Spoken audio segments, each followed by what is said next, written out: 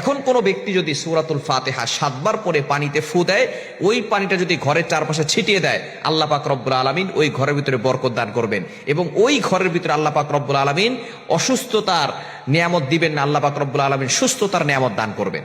কোনো ঘরের ভিতরে যদি কেউ অসুস্থ হয়ে যায়, তাহলে কিন্তু আস্তে আস্তে সকলের মন ভেঙে যায়। দেখবেন অনেকে ব্ল্যাক ম্যাজিক করে, জাদুটোনা করে, কুফরি কালাম করে।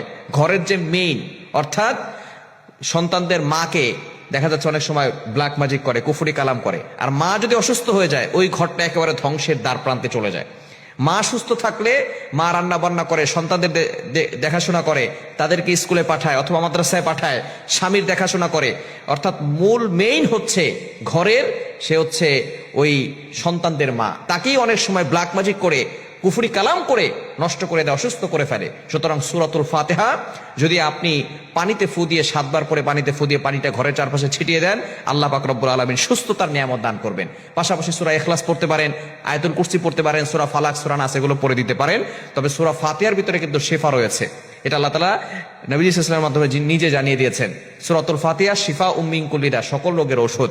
এজন্য এক নম্বর হচ্ছে ঘরের ভিতরে বরকত আসবে, দ্বিতীয় নম্বর হচ্ছে আল্লাহ পাক রব্বুল আলামিন ঘরের মানুষদেরকে সুস্থতার নিয়ামত দান করবেন। এজন্য অনেকের দোকানে ব্যবসা বাণিজ্য ভালো না, কেমন যেন মনে হচ্ছে দোকানে বসলে ভালো লাগে না, অথবা ব্যবসার ভিতরে আগে ভালো ছিল এখন ভালো যাচ্ছে না। আপনি এই সূরাতুল ফাতিহা, পাশাপাশি সূরা ইখলাস, সূরা ফালাক, সূরা নাস এবং আয়াতুল কুরসি, এটা পড়ে সূরা ফাতিহা অবশ্যই 7 বার পড়বেন। পরে পানিতে ফু দিয়ে ওই পানিটা আপনার দোকানের চারপাশে ছিটিয়ে দিবেন, ঘরের চারপাশে ছিটিয়ে দিবেন। দেখবেন আল্লাহ পাক রব্বুল আলামিন ওই ঘরে, ওই দোকানে বরকত দান করবেন। ওই ঘরের ভিতরে, ওই দোকানের ভিতরে আল্লাহ পাক রব্বুল আলামিন উন্নতি দিবেন এবং ঘরের মানুষগুলো আল্লাহ পাক রব্বুল আলামিন সুস্থতা রাখবেন এবং তাদের সকলকে সুস্থতার নিয়ামত দান করবেন। এজন্য অবশ্যই সূরা ফাতিহা ইয়াকিনের সাথে আমল করব। তবে শুধু সূরা ফাতিহা পড়বেন আর নামাজ পড়বেন না, তাহলে কিন্তু হবে না। অবশ্যই নামাজ পড়তে হবে।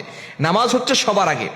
5 ওয়াক্ত নামাজ মাস্ট বি, আপনাকে পড়তেই হবে। আপনি নিজে পড়বেন, আপনার সন্তানদেরকে নামাজ পড়তে বলবেন। কেননা নবী সাল্লাল্লাহু আলাইহি ওয়াসাল্লাম জানিয়ে দিয়েছেন, 7 বছর বয়সের সময় সন্তানকে নামাজ পড়া শিখাও, 10 বছরের সময় সন্তানকে নামাজের জন্য শাসন করো, পিটাও।